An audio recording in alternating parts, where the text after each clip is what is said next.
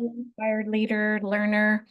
As you have probably picked up on, I'm becoming very, I would actually say, obsessed with the idea of what's possible for us in our midlife years. And I really think of midlife as kind of the 40 to 65. There's social scientists out there saying 35 to 75 is midlife. And I'm kind of hanging out in the 40 to 65 in my mind. And I've been reflecting on that phase for me, this phase I'm in, and what's been possible, and that we can achieve new dreams, new aspirations, new goals for ourselves in this phase of our life. And I think I've taken that for granted that I actually, in my opinion, started to really hit my stride and peak as a professional in this phase because of some key choices that I made. And so this message in this video is all about aspiring, aspiring in your midlife, getting clear on who you are, first and foremost, and then how you want to contribute. And if we're talking about the workplace, what kind of work do you want to do? How do you want to fulfill your purpose in that space?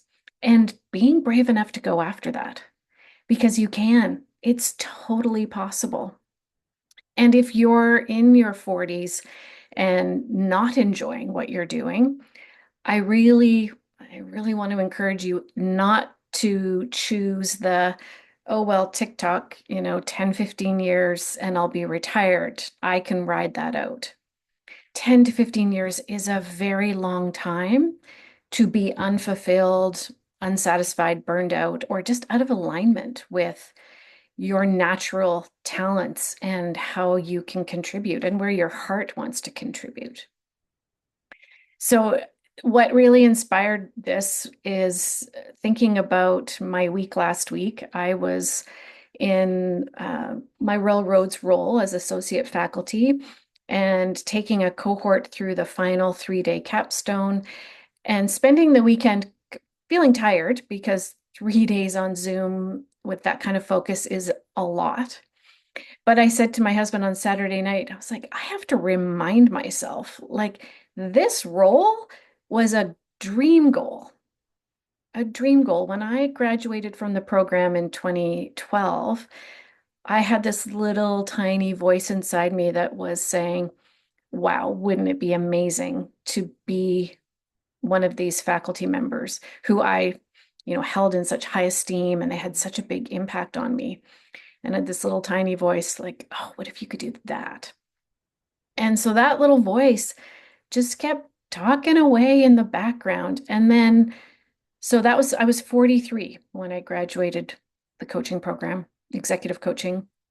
And then at 48, I was talking to a friend about toing and froing on whether I should go back and get a master's degree because I felt like that was a credential that I didn't have that would maybe limit me certainly from this little dream. But I also felt like there were other things possible for me if I had that master's degree. But there was a little voice in my head saying, yeah, but I think I was actually 49. You're 49. Like, why would you want to start that now?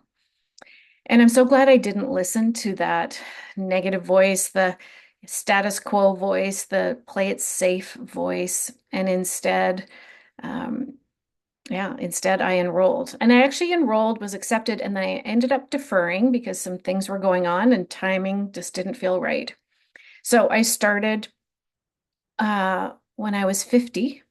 The program, my master's started, and then I graduated when I was 52. Graduated exactly as the pandemic started. Our final course was in March, April, May, June of 2020. And I know this is getting a little long, let me speed it up. That choice to do the master's, it's like the universe was like, okay, Diane, you're doing the hard work. You made the brave choice. We see you. We're going to send some opportunities your way. And so the Dare to Lead facilitator Applications were open for 2 weeks, and you needed a master's degree for that. So I applied, wasn't finished the master's, but I applied and let them know I was working on it. And as you know, that was successful. And for the first time in 10 years, applications opened to be an associate faculty member in the executive coaching program at Royal Roads. They'd never had an open competition process for faculty roles.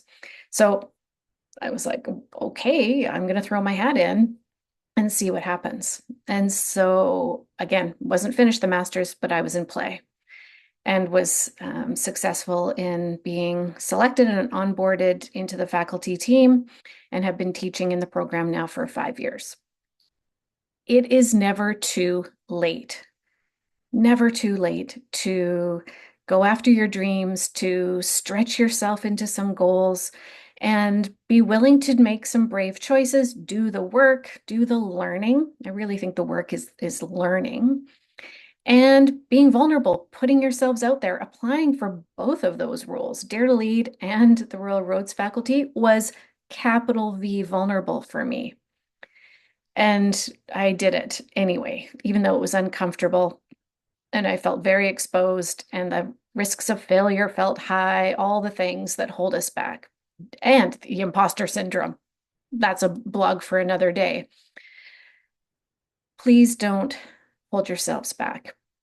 We have such runway in our midlife years, and I really think this is our kind of highest contribution phase of life for how we can show up in the world, how we can show up in our families. This is our time. I truly, truly believe that. I'm curious what you think, what this has sparked for you. What is that goal, that aspiration, that dream you've had that you're not nurturing? Let me know. I can't wait to hear. As always, I appreciate you listening, watching, and responding to these little videos. Coaching moments. I'm starting to think I'm going to call them coaching moments. All right, have a great day.